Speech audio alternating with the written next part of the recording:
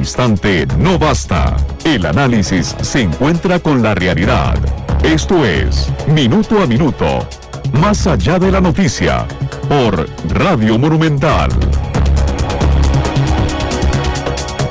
Hola, ¿qué tal? Muy buenas tardes. Les saluda Randall Rivera. Bienvenidos a este programa de análisis y entrevistas aquí en Radio Monumental, Minuto a Minuto, de hoy miércoles 15 de mayo. Ayer se presentó el estudio de opinión pública en América Latina con algunos resultados. Uno de ellos muy llamativo, lamentablemente, es que el apoyo al sistema político de Costa Rica cayó al nivel más bajo desde que se hace el estudio en 1978. Es un estudio que se hace cada 2 años y que incluye, por supuesto, a los países latinoamericanos. Con nosotros hoy está don Ronald Alfaro. Él es investigador del proyecto Estado de la Nación y colabora también con el proyecto de opinión pública de América Latina, que se hace cada 2 años, para analizar los resultados interesantes que brinda este informe. Don Ronald, muchas gracias por acompañarnos y muy buenas tardes. Buenas tardes, gracias por la invitación.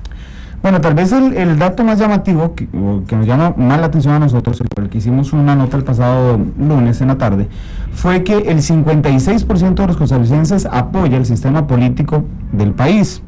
Esto según el Barómetro de las Américas, que es el estudio como tal, el nombre del estudio como tal. Pero este es el nivel más bajo de Costa Rica desde 1978, que es cuando se hace el estudio. Y nada más para contextualizar, los datos son de 2012. Sí, y cuenta con información de 26 países de América, más de 41.000 entrevistas y un mínimo de 1.500 encuestados por país para hacer, por supuesto, los resultados extendibles a toda la población.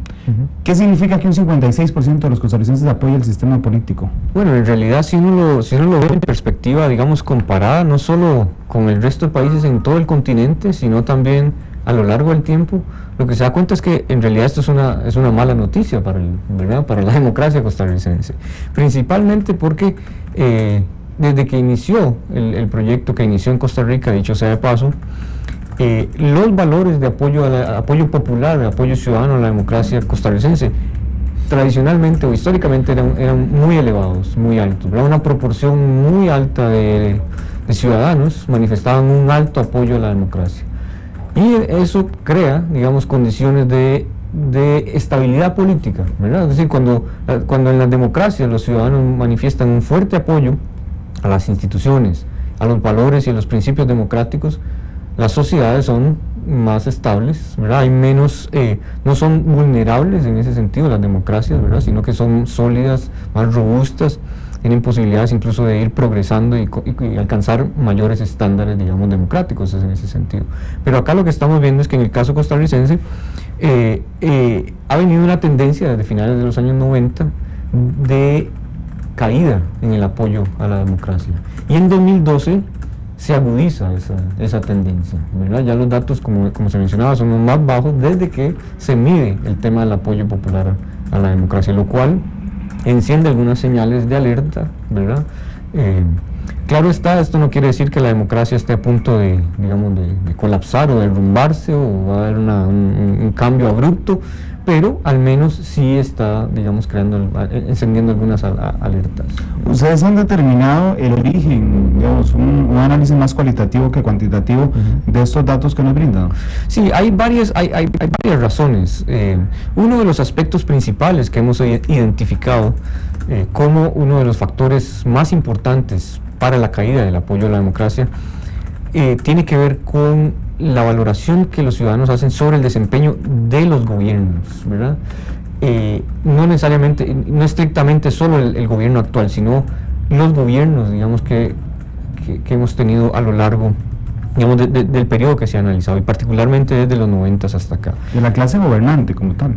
Por un lado, de la clase gobernante, sí, uno podría distinguir, por un lado hay un descontento, un fuerte descontento con la clase política, ¿verdad? Con los políticos en general. No en vano, por ejemplo, la Asamblea Legislativa o los partidos políticos obtienen calificaciones muy muy bajas cuando le pedimos a los ciudadanos que nos manifiesten cuál es su grado de confianza, digamos, en la Asamblea o en los partidos. Típicamente evaluaciones muy muy bajas, y además, por otro lado, con lo que llamamos el desempeño del gobierno, ¿verdad? O sea, los ciudadanos califican cada vez con más dureza ese desempeño. A los gobiernos los califican como más ineficaces, ¿verdad? O incapaces de atender a sus demandas. De hecho, uno de los indicadores más importantes del estudio en esta oportunidad, le consultamos a la gente una pregunta muy concreta y muy sencilla. Le pedimos: ¿usted cree que los gobiernos o los gobernantes le prestan atención a lo que gente como usted opina o lo que piensa? Y Costa Rica obtiene los valores más bajos en todo el continente. Quiere decir que lo que está reflejando eso es que desde la ciudadanía no se percibe que el gobierno escuche a los ciudadanos, que el gobierno atienda, digamos, esas demandas. Eso habla de que hay una enorme distancia entre un ciudadano, ¿verdad?, común y corriente y la clase política, ¿verdad?, incluidos, digamos, en los partidos, los líderes políticos, ¿verdad?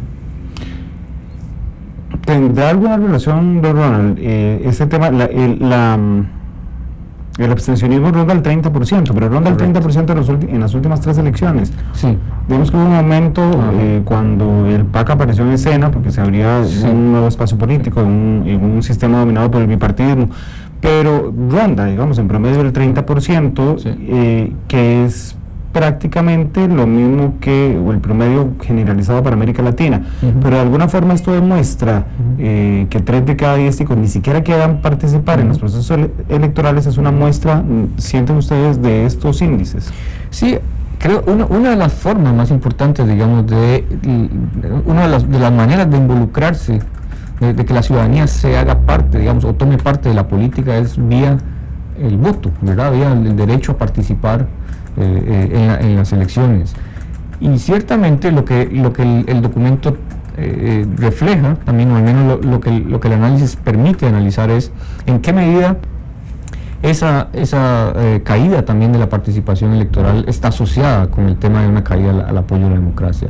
Y hay una fuerte asociación entre esas dos cosas. Entonces, lo que tenemos es, por un lado, los ciudadanos manifiestan un menor apoyo a la democracia, a sus instituciones, y eso, ¿verdad?, directamente incide en la percepción de que el voto es menos útil, ¿verdad?, y por lo tanto dejan de participar en las elecciones, dejan de militar, por ejemplo, en los partidos políticos, dejan de participar en campañas electorales y demás. Ciertamente ¿verdad?, un menor apoyo a la democracia produce, ¿verdad?, un menor interés en participar en política, y votar es una de esas principales acciones, ¿verdad?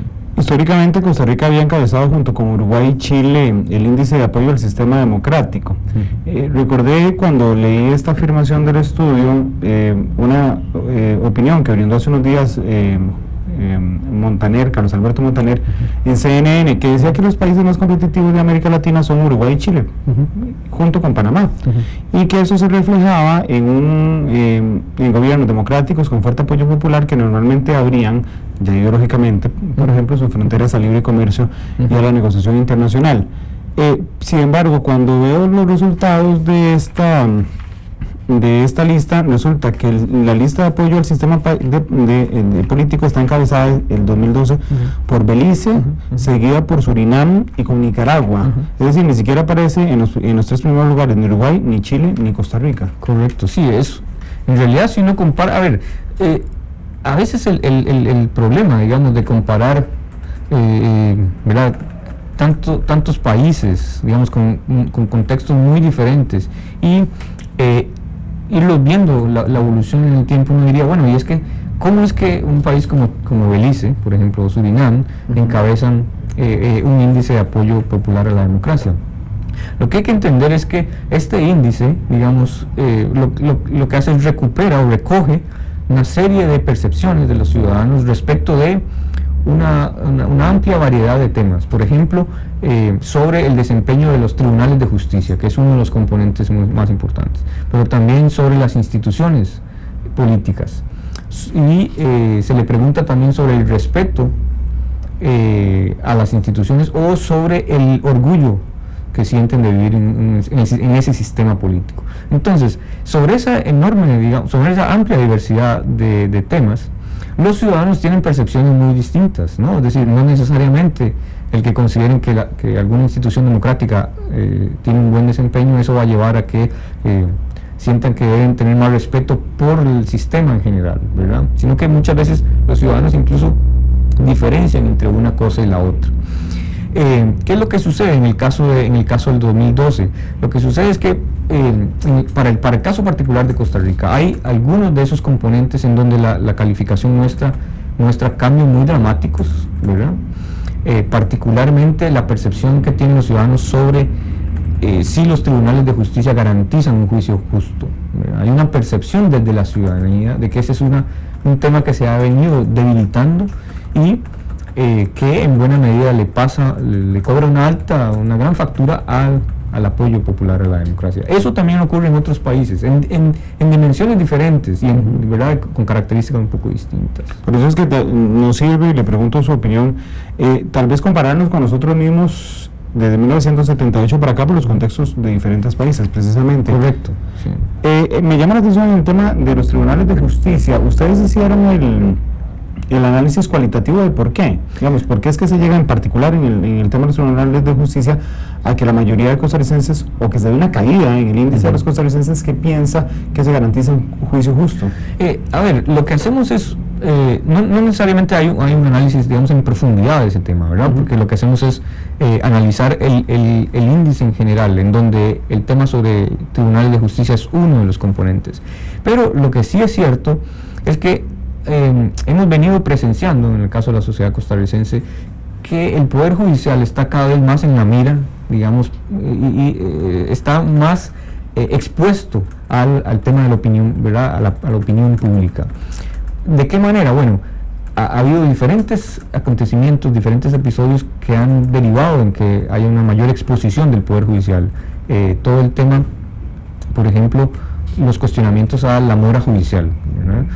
O el tema de los nombramientos de los magistrados, que cada vez se vuelven más complejos en la Asamblea Legislativa.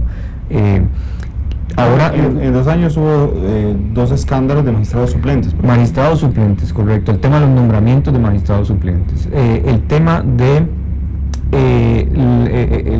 las dificultades con los jueces, por ejemplo, ¿verdad? Y el desempeño propiamente de los jueces. Algunos de ellos con saldos muy negativos, por ejemplo.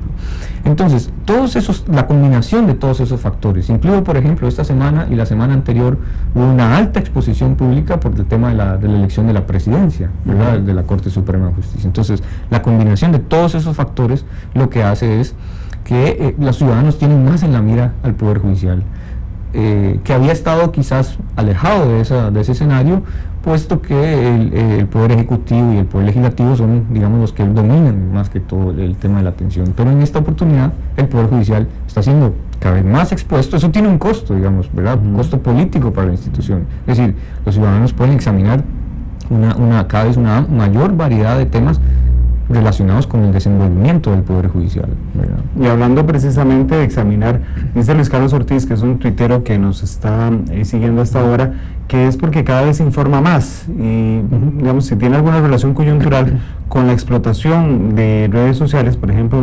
donde uno tiene la información prácticamente al instante de lo que sucede. Lo vimos esta semana con la elección de presidente del Poder Judicial hace 14 años, cuando fue la última elección. No había redes sociales, no tenía página de internet. Y ahora hasta había transmisión en streaming. De alguna forma, esta coyuntura promueve que más gente se entere de lo que pasa dentro del Poder Judicial.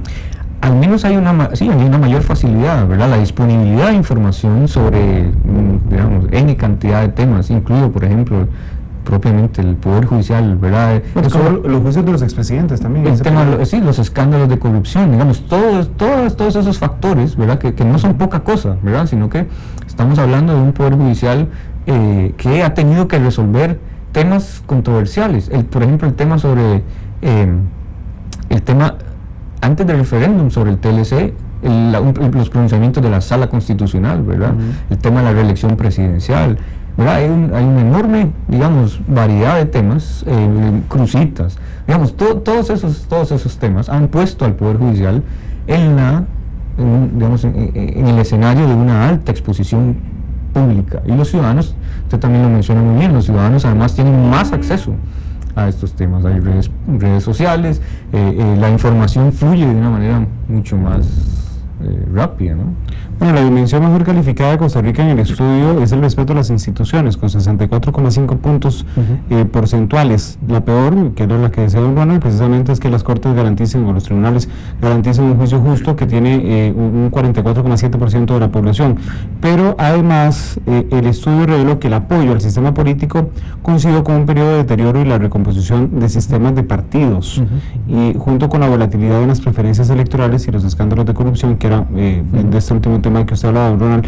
Pero la medición también demuestra que la tolerancia política en Costa Rica es de 53%. ¿A qué se refiere la tolerancia política? Ok, en el caso de cuando hablamos del apoyo al sistema político, realmente de lo que estamos hablando es que uno pudiera diferenciar dos cosas. Por un lado es el tema de la legitimidad política, que es este tema que hemos venido hablando, el respeto, por ejemplo, a las instituciones, o el apego a los valores y a los principios democráticos. Que la gente sigue confiando en las instituciones. La gente sigue confiando, ¿verdad? Sigue confiando, por ejemplo, en la democracia. Cuando uno le pregunta, a pesar de que se muestra un menor apoyo a la democracia, cuando le preguntamos a los ciudadanos es cierto que la democracia tiene problemas, pero ¿considera usted que sigue siendo la mejor forma de gobierno? Ahí hay un alto apoyo a la democracia, ¿verdad? Sigue siendo muy elevado, lo cual quiere decir que nuevamente los ciudadanos no están cuestionando, ¿verdad?, la democracia en sí. Lo que están cuestionando es el desenvolvimiento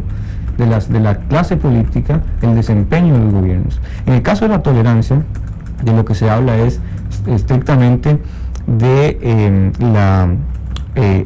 el respeto a la crítica, a los criterios diferentes, la apertura, digamos, a la crítica, fundamentalmente relacionada con la oposición, digamos, ¿verdad? Y con la posibilidad de que la oposición, por ejemplo, se manifieste públicamente, salga en la televisión o en la radio, haciendo sus pronunciamientos, etcétera, etcétera. Si uno lo nota por instituciones, tal vez no venga ya indexado, digamos, en cuadros, pero usted lo decía al principio de la entrevista, normalmente la Asamblea Legislativa y los partidos políticos son ampliamente criticados y los costarricenses desconfían, según los últimos estudios. ¿En qué confían más los costarricenses? ¿En el Poder Ejecutivo? Bueno, el Poder Judicial ya vimos que no, con los resultados. No, a ver, respecto a las instituciones, la mayor confianza se da, si uno analiza un conjunto de instituciones, en primer lugar aparece, por ejemplo, la Iglesia Católica, luego aparecen los medios de comunicación,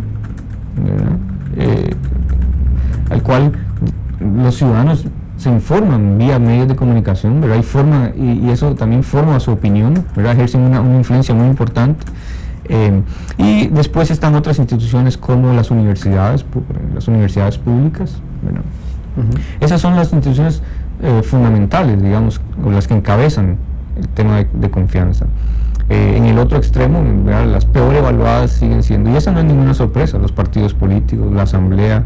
La Asamblea ha sido en los últimos 30 años, o sea, ni siquiera es una cosa coyuntural que uno diga ahora, que uno diga, es que hay multipartidismo y antes era bipartidismo, cuando había bipartidismo igual era la menos confiada. Sí, sigue siendo la menos confiada, ¿verdad? O sea, ahí no hay grandes sorpresas, no hay ninguna novedad.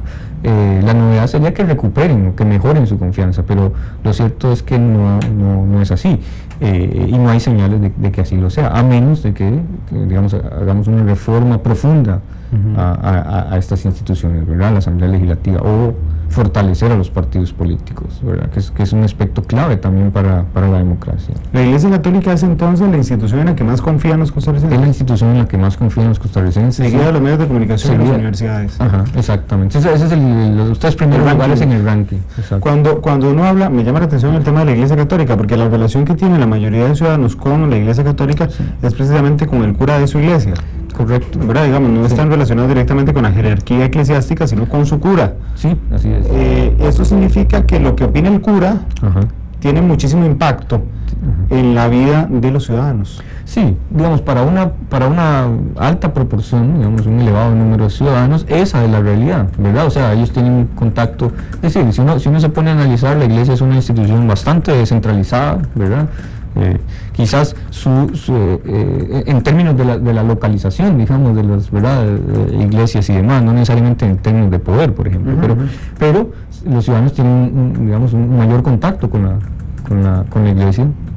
Por lo menos una vez por semana. Pero al menos una vez por semana, ¿verdad? Al menos una vez por semana. Y ciertamente, digamos, ejerce una influencia importante. ¿Verdad? Lo hemos visto en la lucha, por ejemplo, que ha dado la Iglesia respecto de temas controversiales también, como la educación sexual en los colegios, o las guías, o el matrimonio de personas del mismo sexo, por ejemplo. Bueno, también me llama la atención el tema de los medios de comunicación, por supuesto, para provecho propio, pero los costarricenses siguen confiando en los medios de comunicación y los ven como un sistema de control estatal, como un contrapoder, por decirlo de alguna forma. Sí, son una instancia importante, particularmente por el tema de la denuncia, ¿verdad? El tema de la denuncia, el tema del control que se ejerce sobre los actores políticos, ¿verdad? Porque, bueno, en ausencia de, digamos, un sistema de controles o un debilitamiento, digamos, del sistema de controles, como ha ocurrido quizás en algunos temas, por ejemplo, el tema ambiental, por mencionar algún caso, ¿no? Los medios de comunicación están cumpliendo un rol muy importante y la ciudadanía lo percibe, digamos, como una entidad o entidades, instituciones eficaces de ejercer ese control, ¿verdad? Y bueno, los ciudadanos ven la televisión, ven los noticieros, escuchan la radio, siguen las discusiones y están al tanto de lo que está sucediendo. Los medios, en lo general, cumplen un papel importante porque pues denuncian cosas que la ciudadanía de otra manera no se enteraría. El tema de las universidades públicas, que en algún momento histórico se les achacó mantenerse abstraídas de la realidad nacional y hacer muchos programas de investigación y muchos proyectos de investigación de cosas muy específicas, pero que no tenían relación directa, digamos, con la agenda nacional. Claro. Eso se ha ido dando vuelta de alguna forma. Sí, a ver, la percepción lo que refleja es que hay un estatus alto en el caso de las universidades públicas, ¿verdad? La ciudadanía tiene una buena percepción del rol que cumplen, del papel, y además de eso, creo que las universidades también tienen claro que ellas mismas tienen una responsabilidad en la sociedad, ¿verdad? Y ejercen también, digamos, ese liderazgo, ¿verdad? Ejercen ese liderazgo. Bueno, nos quedan 2 minutos del programa. Nada más quería consultarle, que se lo consultamos también a los jerarcas del proyecto Estado de la Nación cada vez que sale, y es: ¿a ustedes la clase política del gobierno les pide estos datos para hacer algo? O simplemente, a veces lo hablábamos con Jorge Vargas hace unos meses, de que a veces pareciera como que fuera una voz en el desierto que nadie usa para nada en la práctica, digamos? Claro. Yo diría que no hay